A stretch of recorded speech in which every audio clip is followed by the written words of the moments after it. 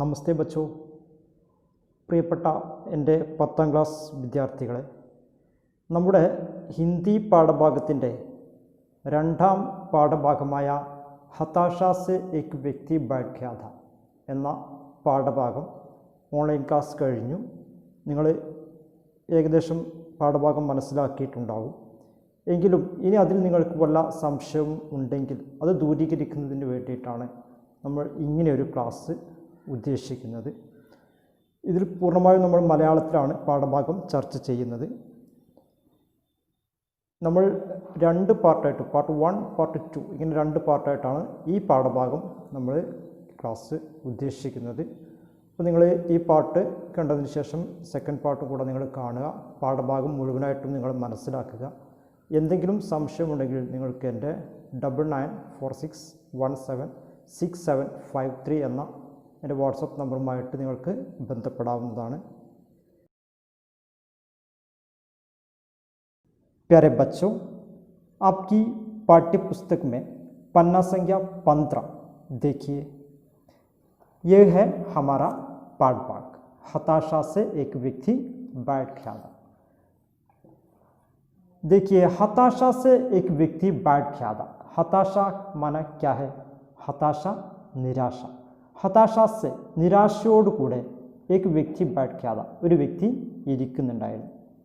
शीर्षक തൊട്ട് താഴെയായിട്ട് നിങ്ങൾക്ക് കാണാൻ സാധിക്കും, വിനോദ് കുമാർ ശുക്ല की कविता पर നരേഷ് സക്സേന की टिप्पणी. വിനോദ് കുമാർ ശുക്ലജിയുടെ കവിതയെക്കുറിച്ച് ശ്രീ നരേഷ് സക്സേന എഴുതിയിട്ടുള്ള ടിപ്പണി. ഇതാണ് നമ്മുടെ പാഠഭാഗം. അപ്പോൾ നമുക്ക് പഠിക്കാനുള്ളത് നരേഷ് സക്സേന എഴുതിയ ടിപ്പണിയാണ്. പക്ഷേ ആ ടിപ്പണി വായിച്ചു കഴിഞ്ഞാൽ നമുക്ക് മനസ്സിലാവണമെന്നുണ്ടെങ്കിൽ ആദ്യം വിനോദ് കുമാർ ശുക്ലജിയുടെ ആ കവിത നമുക്കൊന്ന് പരിചയപ്പെടണം. അതിനു വേണ്ടിയിട്ടാണ് നിങ്ങളുടെ പാഠ്യപുസ്തകത്തിൻ്റെ റൈറ്റ് സൈഡിലായിട്ട് ആ കവിത നൽകിയിട്ടുള്ളത്. ശ്രദ്ധിക്കൂ. हताशा से एक व्यक्ति बैठ गया था. कविता का शीर्षक है हताशा से एक व्यक्ति बैठ गया था. व्यक्ति को मैं नहीं जानता था, हताशा को जानता था, इसलिए मैं उस व्यक्ति के पास गया. मैंने हाथ बढ़ाया, मेरा हाथ पकड़कर वो खड़ा हुआ. मुझे वो नहीं जानता था, मेरे हाथ बढ़ाने को जानता था. हम दोनों साथ चले. दोनों एक दूसरे को नहीं जानते थे, साथ चलने को जानते थे. എന്താ കവി ഈ കവിതയിലൂടെ പറയുന്നത്? देखिए, हताशा से एक व्यक्ति बैठ गया था. നമ്മൾ പറഞ്ഞു നിരാശയോടുകൂടെ ഒരു വ്യക്തി ഇരിക്കുന്നുണ്ടായിരുന്നു. വ്യക്തിക്കോ मैं नहीं जानता था. ആ വ്യക്തിയെ ഞാൻ അറിയില്ലായിരുന്നു. ഇവിടെ നിങ്ങൾ ശ്രദ്ധിക്കേണ്ടത് ജാന്ന ക അർത്ഥ് അറിയുക, ജാന്ന അറിയുക, നഹീം ജാന്ന അറിയില്ല. അപ്പോൾ അറിയുക, അറിയില്ല എന്നുള്ള ഈ 2 വാക്കുകൾ തുടരെ കവിതയിൽ വന്നുകൊണ്ടിരിക്കുന്നുണ്ട്. ശ്രദ്ധിക്കുക. ഇവിടെ പറയുന്നത് വ്യക്തിയെ എനിക്കറിയില്ല, പക്ഷേ വ്യക്തി അവിടെ വളരെ പ്രയാസപ്പെട്ട് ഇരിക്കുന്നുണ്ടായിരുന്നു. ഹതാശാക്കു ജാൻതാദ, അദ്ദേഹത്തിൻ്റെ നിരാശ എനിക്കറിയാമായിരുന്നു. അദ്ദേഹത്തിൻ്റെ എന്തോ പ്രയാസമുണ്ട്, അദ്ദേഹം എന്തോ വിഷമത്തിൽ അകപ്പെട്ടിരിക്കുകയാണ് എന്നുള്ള കാര്യം എനിക്കറിയാമായിരുന്നു. പക്ഷെ വ്യക്തി എനിക്കറിയില്ലായിരുന്നു. അപ്പോൾ എന്ത് ചെയ്തു കവി? ഇസ്ലിയെ മേം ഉസ് വ്യക്തിക്ക് പാസ് കിയ.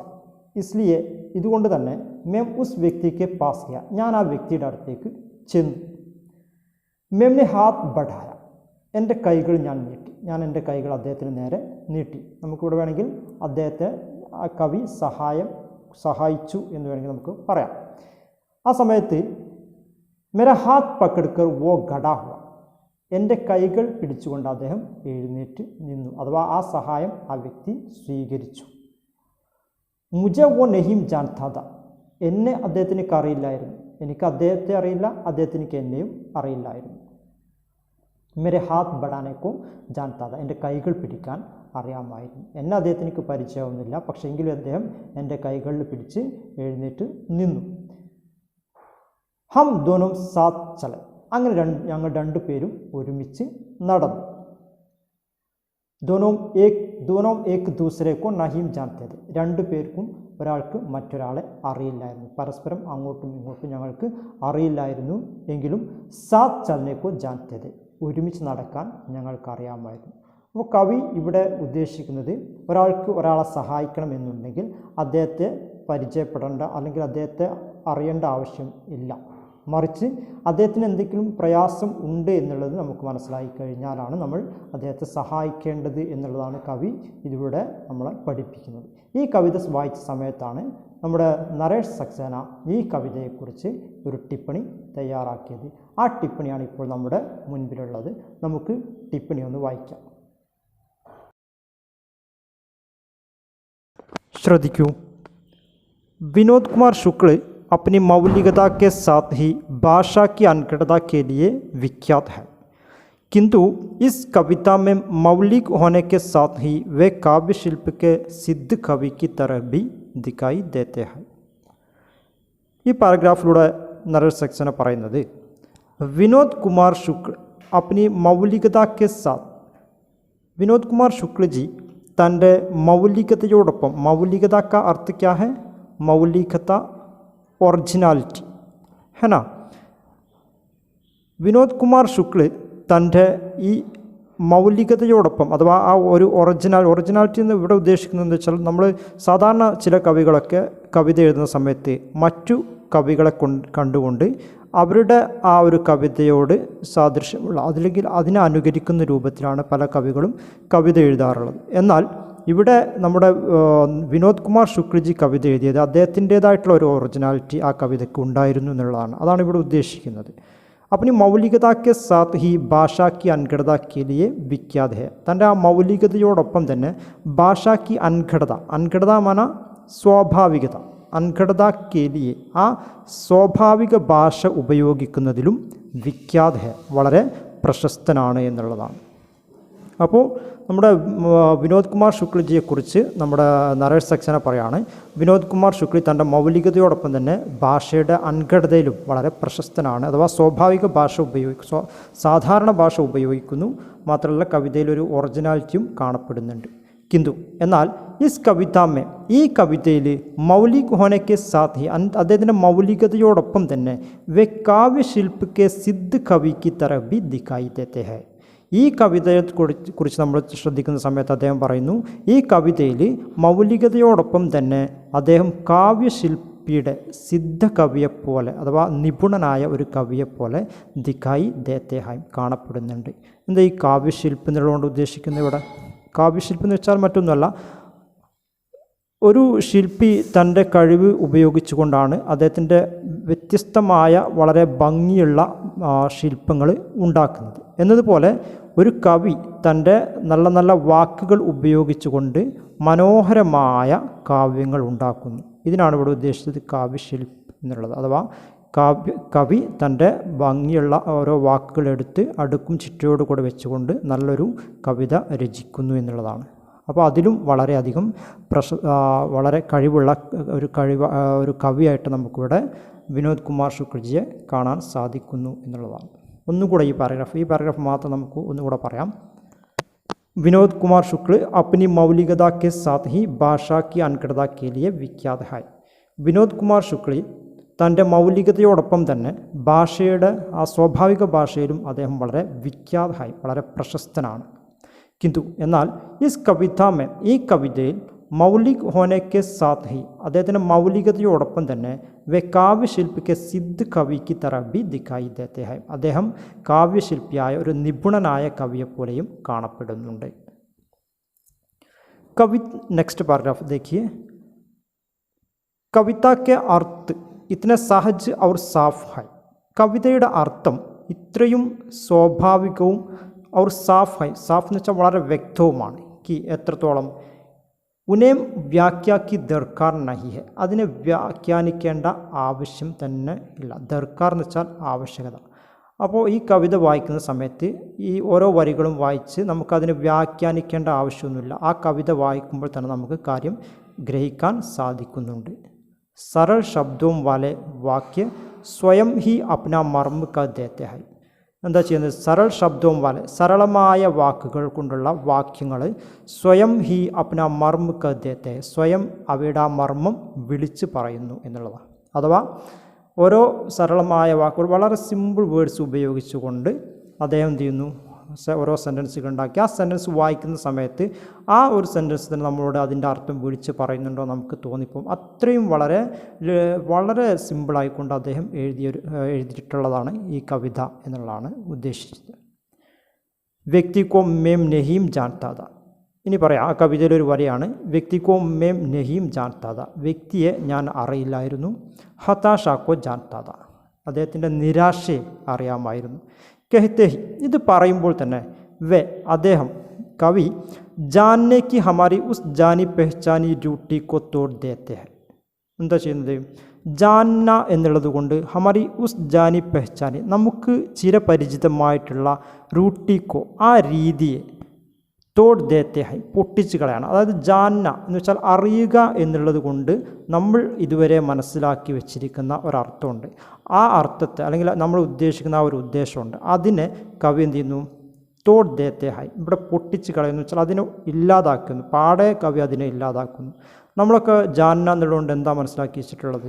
ജാന്ന അറിയുക എന്നുള്ളതുകൊണ്ട് നമ്മൾ മനസ്സിലാക്കി വെച്ചിട്ടുള്ളത് ജോ വ്യക്തിക്ക് നാം പത്തെ ഉംറ് ഓഹ്ദെ യാ ജാതി സെ ജാന്നെ കോ ജോഡ്തി ഹെ. നമ്മൾ ഒരാളെക്കുറിച്ച് അറിയുക എന്നുള്ളതുകൊണ്ട് മനസ്സിലാക്കിയതാണ് എക് വ്യക്തിക്ക്, ഒരു വ്യക്തിയുടെ നാം പേര്, പത്തെ അഡ്രസ്സ്, ഉംറ് വയസ്സ്, ഓഹ്ദെ അദ്ദേഹത്തിൻ്റെ പദവി, യാ ജാതിസ് അതാണെങ്കിൽ അദ്ദേഹത്തിൻ്റെ ജാതിയുമായിട്ടൊക്കെ, ജാന്നേക്കോ ജോഡ്തി അതൊക്കെ അറിയുന്നതിനോടാണ് നമ്മൾ ബന്ധപ്പെടുത്തിയിരിക്കുന്നത്. ഈ കാര്യങ്ങളൊക്കെ നമുക്കൊരു വ്യക്തിയെക്കുറിച്ച് അറിയുമെന്നുണ്ടെങ്കിൽ നമ്മൾ പറയും അവനെ ഞാൻ അറിയാം എന്നാണ് നമ്മൾ മനസ്സിലാക്കി വെച്ചിട്ടുള്ളത്.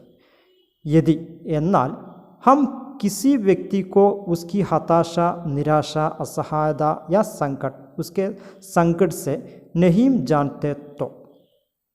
നമ്മൾ യതി എന്നാൽ ഹം കിസി വ്യക്തിക്കോ നമ്മൾ ഏതെങ്കിലും ഒരു വ്യക്തിയുടെ ഉസ്കി ഹതാശ അദ്ദേഹത്തിൻ്റെ പ്രയാസങ്ങൾ, നിരാശ അദ്ദേഹത്തിൻ്റെ നിരാശ, അസഹായത അതുപോലെ ആരുമില്ലാത്തൊരവസ്ഥ, അതുപോലെ ഉസ്കെ സങ്കട്ട് അദ്ദേഹത്തിൻ്റെ പ്രയാസങ്ങൾ, സെ നഹീം ജാൻതെ തോ ഇതൊന്നും നമുക്കറിയില്ലെങ്കിൽ ഹം കുച്ച് നഹീം ജാൻതെ നമുക്കൊന്നും അറിയില്ല. കവി പറയുന്നത് നമ്മൾക്ക് ഒരാളുടെ ബുദ്ധിമുട്ട് അദ്ദേഹത്തിൻ്റെ പ്രയാസങ്ങളൊക്കെ നമുക്ക് അറിയില്ലെങ്കിൽ നമുക്ക് അയാളെക്കുറിച്ച് അറിയില്ല. നമ്മൾ ഒരാളുടെ പേരോ അഡ്രസ്സോ മാത്രം അറിഞ്ഞാൽ പോരാ, അവരുടെ പ്രയാസങ്ങൾ കൂടെ നമ്മൾ മനസ്സിലാക്കണം. എങ്കിലേ നമുക്ക് ആ വ്യക്തിയെ നമ്മൾ അറിയും എന്ന് നമുക്ക് പറയാനുള്ള യോഗ്യതയുള്ളൂ എന്നുള്ളതാണ്. അല്ലെങ്കിൽ ആ ഒരു നമ്മുടെ ജാന്ന എന്നുള്ള ആ ഒരു അർത്ഥത്തെ ഇവിടെ പൊട്ടിച്ച് കളയാണ് കവി ചെയ്യുന്നത്. सड़क पर घायल पड़े अपरिचित व्यक्ति को देखकर क्या हम कह सकते हैं कि उसे हम नहीं जानते. എന്നിട്ട് നറേഷൻ സെക്ഷനെ ചോദിക്കുകയാണ്, സഡക് പർ ഘായൽ പടേ അപരിചിത വ്യക്തിക്കോ ദേക്കർ, റോഡിൽ ആക്സിഡൻറ്റ് സംഭവിച്ച് കിടക്കുന്ന ഒരു അപരിചിതനായ വ്യക്തിയെ കണ്ടിട്ട് ക്യാ ഹം കഹ് സക്തേ ഹൈ എന്താ നമുക്ക് പറയാൻ സാധിക്കുമോ കി ഉസെ ഹം നഹീം ജാൻതെ അദ്ദേഹത്തെ നമ്മൾ അറിയില്ല എന്ന്. നമ്മൾ റോഡിലൂടെ പോകുന്ന സമയത്ത് റോഡിൽ ഒരു ആക്സിഡൻറ്റ് സംഭവിച്ച് കിടക്കുന്ന വ്യക്തിയെ കണ്ടിട്ട് നമുക്ക് അദ്ദേഹത്തെ പരിചയമില്ല അല്ലെങ്കിൽ അദ്ദേഹത്തെ അറിയില്ല എന്ന് പറഞ്ഞിട്ട് നമുക്ക് പോകാൻ സാധിക്കുമോ? വാസ്തവമേ അദ്ദേഹത്തെ നമുക്ക് പരിചയമൊന്നുമില്ല എങ്കിലും വാസ്തവമേ യഥാർത്ഥത്തിൽ ഹം ജാൻത്തെ ഹൈ നമുക്കറിയാം കി എന്ത് യ വ്യക്തി മുസീബത്ത് മേം ഹെ ഈ വ്യക്തി വളരെ പ്രയാസത്തിലാണ് എന്നുള്ളത്. അവർ ഇസെ ഹമാരി മദത് കി ജരൂരത്ത് ഹെ മാത്രമല്ല ഇദ്ദേഹത്തിന് നമ്മുടെ സഹായവും അത്യാവശ്യമാണ്. മദത് എന്ന് വെച്ചാൽ സഹായം, ജരൂരത്ത് എന്ന് വെച്ചാൽ അത്യാവശ്യം. അപ്പോൾ ഇദ്ദേഹത്തിന് നമ്മുടെ സഹായം അത്യാവശ്യമാണ്, അദ്ദേഹം വളരെ പ്രയാസത്തിലാണ് എന്നുള്ള കാര്യം നമുക്ക് അറിയാം. അപ്പോൾ നമുക്ക് ഒരാളെ അറിയുക എന്നുള്ളതുകൊണ്ട് ഉദ്ദേശിക്കുന്നത് അയാളുടെ പേരോ അഡ്രസ്സോ അറിഞ്ഞതുകൊണ്ട് അറിയുമെന്ന് പറയാൻ സാധിക്കില്ല എന്നുള്ളതാണ്. ഈ കവിത മനുഷ്യക്കോ മനുഷ്യക്ക് തറ ജാനേക്ക് യാദ് ദിലാത്തി ഹെ. ഈ കവിത മനുഷ്യനെപ്പോലെ അറിയാൻ വേണ്ടിയിട്ടാണ് ഓർമ്മപ്പെടുത്തുന്നത്. നമ്മൾ മനുഷ്യർ പരസ്പരം അങ്ങോട്ടും ഇങ്ങോട്ടും മനുഷ്യത്വം നമ്മുടെ ഇടയിൽ ഉണ്ടാവുക എന്നുള്ളതാണ് ഈ കവിതയിലൂടെ നമ്മളെ ഓർമ്മിപ്പിക്കുന്നത് എന്നാണ്. ബച്ചോ, ഈ കവിതയും നമ്മുടെ ടിപ്പണിയും നിങ്ങൾ വീണ്ടും വീണ്ടും ഈ ക്ലാസ് കേട്ടുകൊണ്ട് പുസ്തകം മുന്നിൽ വെച്ചുകൊണ്ട് തന്നെ പാഠഭാഗം കേൾക്കുക. 2-3 പ്രാവശ്യം നിങ്ങൾ കേട്ട് കഴിഞ്ഞാൽ പാഠഭാഗം വേണ്ടതുപോലെ നിങ്ങൾക്ക് മനസ്സിലാവും. പാഠഭാഗം നമ്മൾ മനസ്സിലാക്കി പഠിച്ച് മാർക്ക് വാങ്ങുക എന്നുള്ള ലക്ഷ്യം മാത്രമാവരുത്. നമ്മുടെ ഈ പാഠഭാഗത്തിൽ നിന്ന് കിട്ടുന്ന നമ്മുടെ സന്ദേശം നമ്മുടെ ജീവിതത്തിൽ നമ്മൾ എന്നും അത് പകർത്തണം. മനുഷ്യർക്കിടയിൽ സഹായിക്കുക എന്നുള്ള ആ ഒരു മനോഭാവം നമ്മൾ ഉണ്ടാക്കിയെടുക്കുക. ഇതോടുകൂടെ നമുക്ക് തൽക്കാലം നിർത്താം. അടുത്ത ഭാഗവുമായി നമുക്ക് വീണ്ടും കാണാം. ठीक है, धन्यवाद.